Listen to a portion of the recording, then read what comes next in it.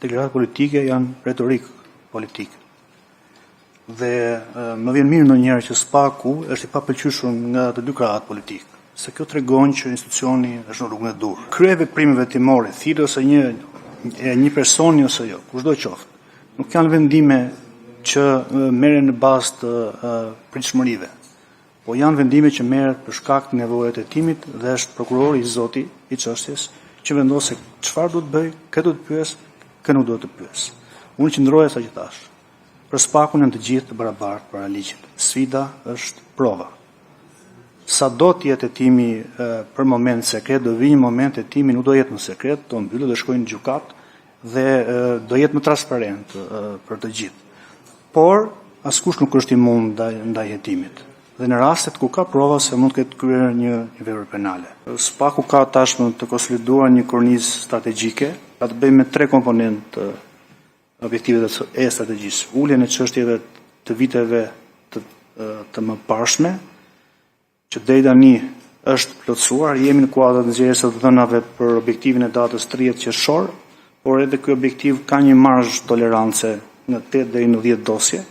Dhe unë mendoj që jemi brenda atyre kufive, ka të përshkruar normën e përfundimit të çështjeve, për vitin e kaluar ishte jo më pak se 70%, që nxirret nga numri i çështjeve të reja në raport me ato që përfundohet.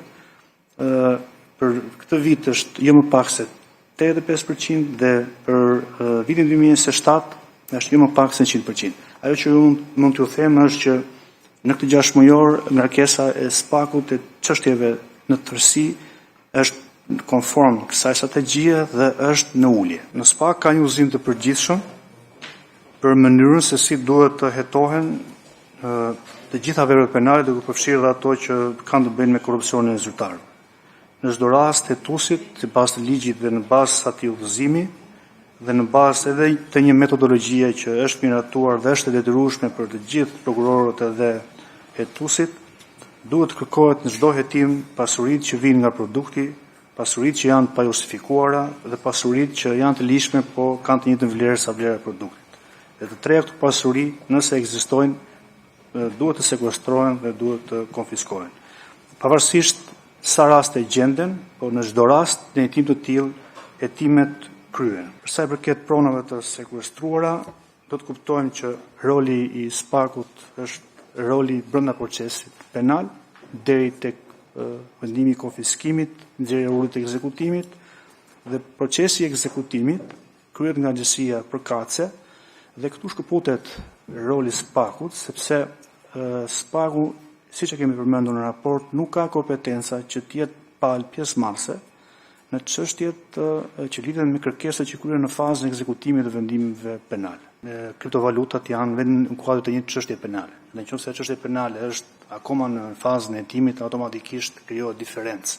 Këtë vit vetëm në 2 çështje janë vlerësimi paraprak që ne kemi bërë, sepse vlera e saktë kërkojnë proces tjetër, janë rreth 370 milion euro, por mos thënë 400. Me gjithë një çështje tjetër të tretë të sekuestruara.